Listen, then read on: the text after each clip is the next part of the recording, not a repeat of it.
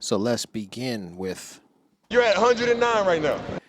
and death. Death. The Bible says when we are living, we are amongst death. Does the Bible say that, or is that a Latin phrase? In the midst of life, we are in death. In the midst of life, we are in death. All right, let me check that out. Google search it really quickly. Okay, so this is a Latin phrase. It is media vita in morte sumus.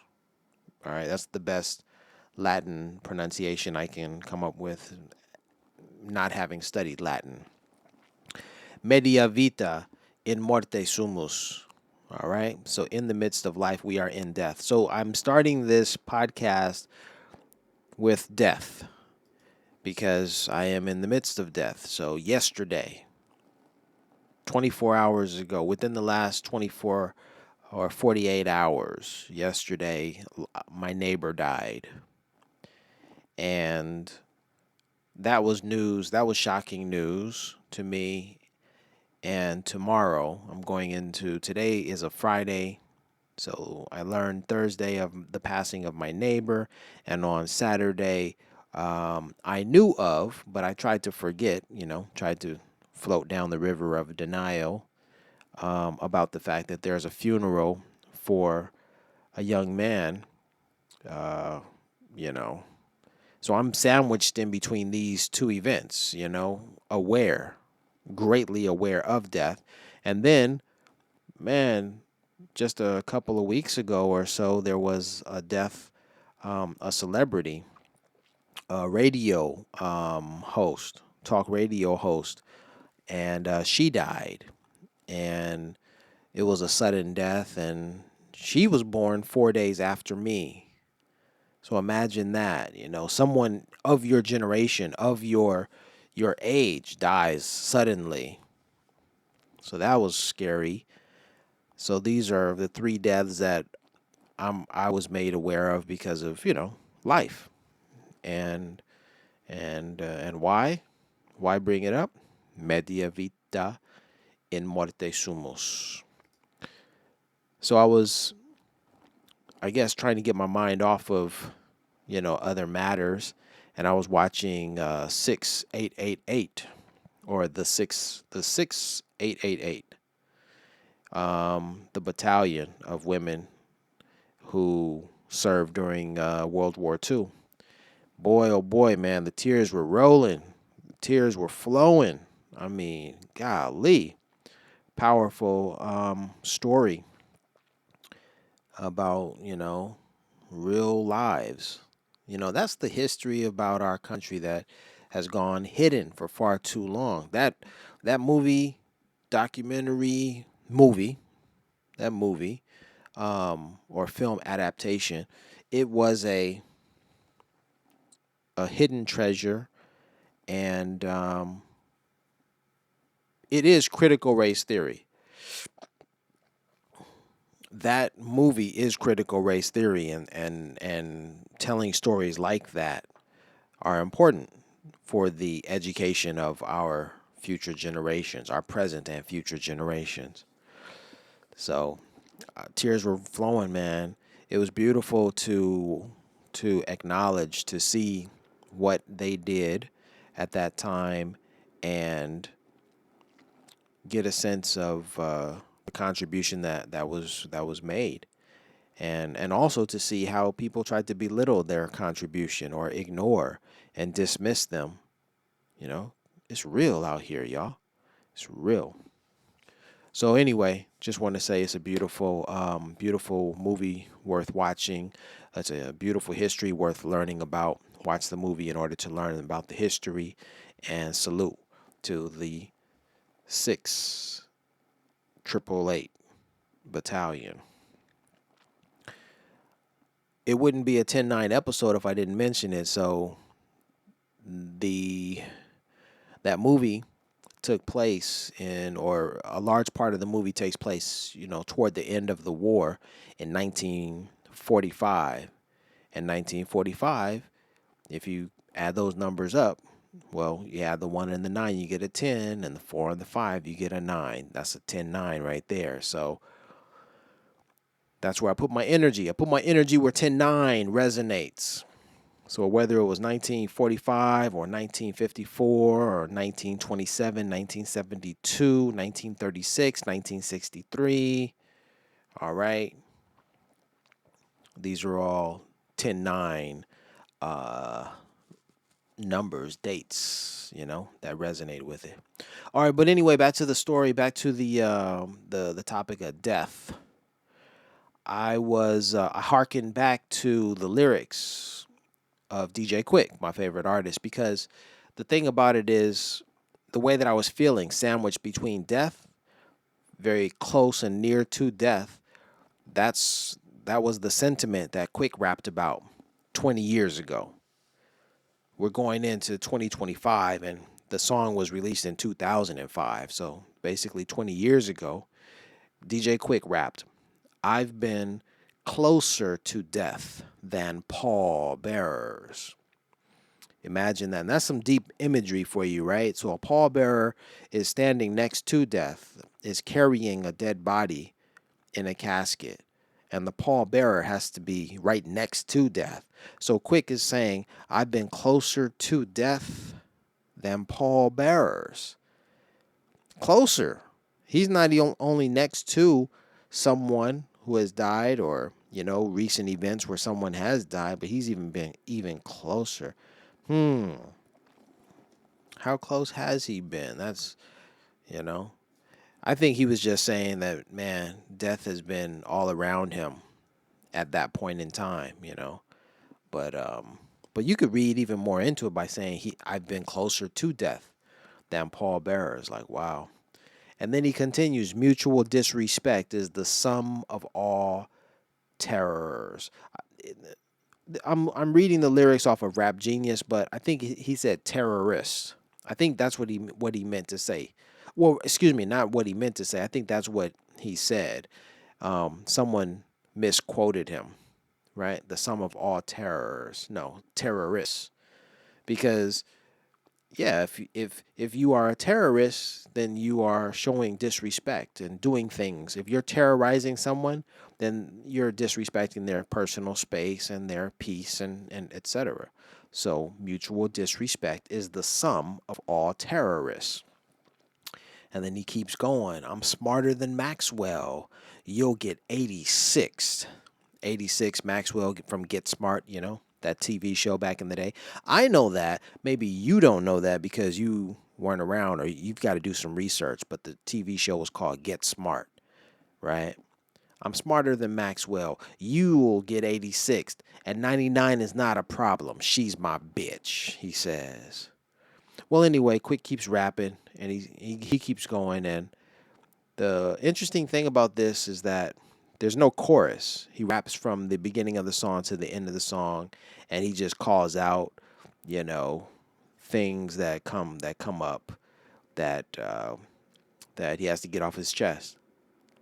I will say though, I'm related to this song. I'm connected to this song, and not in any small portion. Like, here's the thing: to be a producer, to be a rapper, to be a celebrity, there's a tremendous amount of pressure for you to produce, right? Produce product, to sell.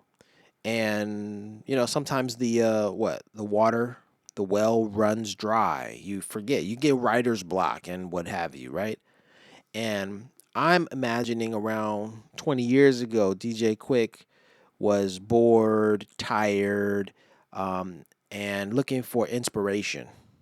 I'm just gonna assume that. And personally, it's not as if I picked up on his boredom or his lack of inspiration and lack of motivation. It wasn't that. It was more so I was a fan of his, and I had a portal. I had a way of communicating with him, and I decided to use that. That portal was a fan website.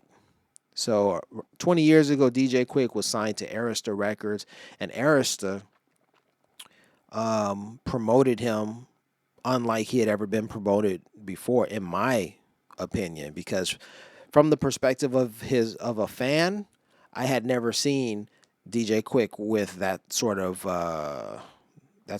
management, career management. So what I'm talking about is they gave him a website. They gave him an email address for fans to send their emails. So there was a portal, there was a pathway to contact DJ Quick if you so chose to, and if he had the time and energy to sit down and read the emails and what have you. So 20 years ago, I decided to type up an email, and I typed up an email, and it was a long-winded, well, not really long-winded, but it was a long email that included a number of ideas for songs.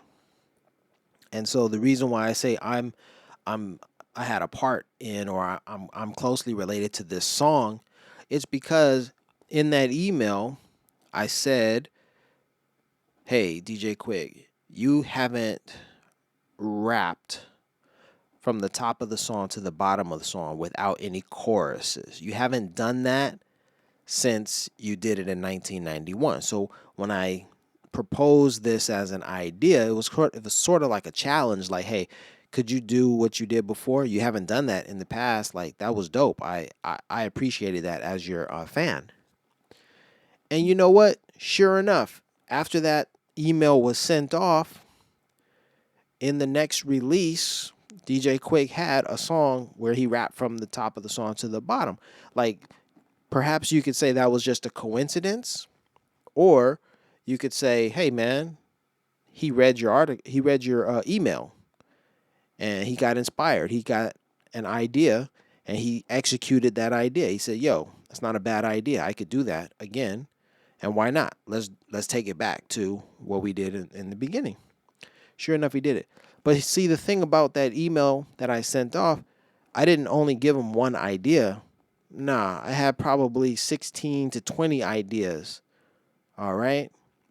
So much so that I had enough to cover a double CD. A double CD, right? So my idea was for him to release a double CD. And you know what is also coincidental? That year, not only did he release his album, but he also released a mixtape to go along with it. Now, if you look at the mixtape and the album and the CD, you could look at that as a double CD because that mixtape contained songs that were not on the album. And on top of that, if you were to look at his career, you would notice that he hadn't done that prior. That he was not in the habit of, he was not releasing, he had never released a double CD. It was only a single album, and then that's it. Every couple of years, you get a single album. And then one year, 2005, 20 years ago, he releases a CD, an album, and then he releases a mixtape as part of the rollout as well. A mixtape, not a sampler, not a snippet CD, but a mixtape where there are 5 songs that are new and that could have been on the album with a bunch of other content to hold the attention of his listeners. So he had 2 CDs there. He had the trauma CD, and then he had the trauma mixtape. So he released a double CD that year. And remember, in that email that I shot off, I also, in addition to saying rap from the top of the song to the bottom of the song, I also said, "Hey man, we are your fans. We are your listeners. We want to hear a double CD from you. We want more music at one time. Can you give us more music? Please, we want it. We demand it. Why not do a double CD like Tupac Shakur? Please. All eyes on me. Tupac, do that." So, like, the the coincidences just seem to snowball, because it wasn't only the coincidence that He rapped from the top of the record to the bottom of the record. It wasn't only that he had released an album and then a mixtape, which was kind of like a double CD, but in that email, I also mentioned Tupac Shakur, and for some reason, unlike in any other of his records, he mentions Tupac Shakur at this particular time. And that's not all.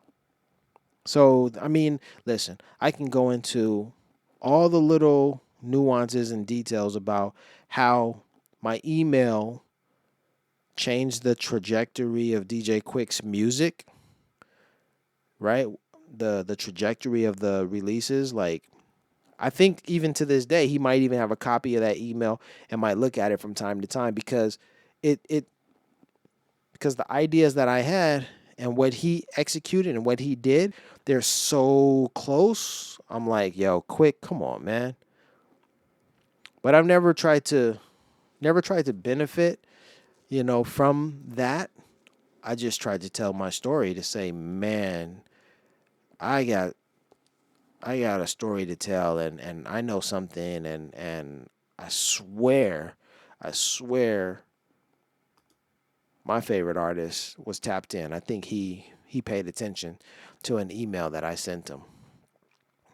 Now you can argue that maybe there were hundreds, if not thousands, of emails, and there's no way that he could have read them, and it's just a coincidence that my song ideas and his album, were even remotely similar. You could argue that.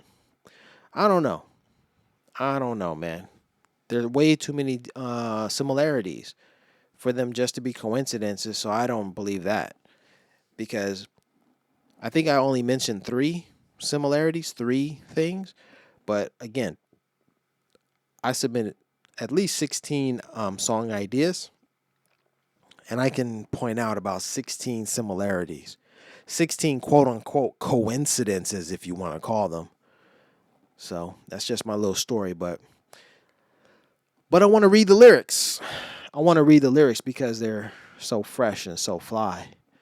I memorized this song 20 years ago. It goes, I've been closer to death than pallbearers. Mutual disrespect is the sum of all terrorists. I'm smarter than Maxwell. You will get 86, and 99 is not a problem. She's my bitch. Baby mama named Sue. He used I think he excuse me, I'm interjecting here. He paused the record so the record slowed down as he was saying, I guess, a name or something. I don't know. It was an effect that he used. Baby mama named Sue. She got a foul scent. Get Swiss cheese like 50, but she won't get a cent. Okay, let me do it again. Let me start all over again and see if I can get through it from memory as well as reading it. Let's go. I've been closer to death than pallbearers. Mutual disrespect is the sum of all terrorists. I'm smarter than Maxwell. You'll get 86. The 99 is not a problem. She's my bitch. Baby mama named Sue. She got a foul scent. Get Swiss cheese like 50, but she won't get a cent. I'm saying different shit that you niggas ain't used to. The shit you can drink, smoke, the shit you can fuck, smoke, drink, and oh my gosh. The shit you can fuck, smoke, and drink your shit and drink your juice to. Man, I'm reading it more so than reciting from memory. I'm saying different shit that you niggas ain't used to. The shit you can fuck, smoke, drink the shit you can the shit you can fuck, smoke, and drink your juice to. In South Cali, from Watts up to the valleys, I'm in Manhattan a lot, shopping in the alleys, and I don't really get the props a player deserves because I'm a country talking city boy with balls and nerves who swerves in a sports car, two seats, no friend, 2 feet on the gas pedal, burn the whole street. Police line up, mugshot with a Jerry curl, bad since the 80s, fucking all the ladies, sometimes bareback, sometimes with a rubber, and my dick still works. I'm a lucky motherfucker. Let the top down, shut the shop down, pull up to them stupids that hate you and just clown. All the way around, hit the block on 3 tires. You ain't gonna be hit that long, nigga, so set a fire. Roll that blunt up. Put that gun up. Party like you dying and you trying to get done up. One last time every night till the sun up. If living keeps you living, have a drink, keep the fun up. Cause life is shorter than a nipple on a midget. So I'd rather be macking shorties getting a smidget and pimping. I was helping niggas like it ain't. And I was helping niggas like it ain't shit. Now that a player want his money back, these niggas want to split. But you dirty niggas is cursed. You under a spell. I could give more of these tapes away than sugar-free sales. What the hell? That's dirty water under the bridge. I hope the pimp ain't out here having ugly kids. I forgive you dirty niggas. Yeah, fuck what you did. You wasn't shit to begin with. That's what I'll end with. I got this other homie, I'ma call him Napoleon. A boring loser, fucking groupies all in they colon. I can't even get you. Wait. I can give you nothing cause you lie like a perm and you ain't black, you be passing for the tequila worm. And Don's Ellie Roo, a true Paru. Can't nobody fuck your baby mama like he do. Bootlegged, all eyes on me before it came out. Then lip socked you in your head and all your bitch came out. Niggas wanted you stuck. Jack tried to warn me. You wasn't my homie, you was only out to harm me. You wanna preach God selling weed on the side, you just a has-been rap. You just a has-been gangster, hitching a ride. You bum. I ain't name dropping just for keeping the hustle popping. I ain't ass kissing and I ain't on a crash mission. I just ain't about being burnt, chilling on the ocean's current, keeping away from niggas who said they down but really weren't. The only nigga in my family with talent, I'm a prince, and I'm dope. Cause I'm funky and gallant. Gallant meaning I like bitches and like fucking with fashion. Looking for jeans with pockets deep enough for my cash, man. I'm legendary. I ain't biting, I empathize. Nothing more I despise than a hater. Faggots die. I do what I wanna do. You do what I want you to. Now beat it, nigga, before I give you what's coming to you. Man, Quik ain't never minced words, you know. He's been on top of his game. So that's particularly one of my favorite DJ Quick lyrics right there.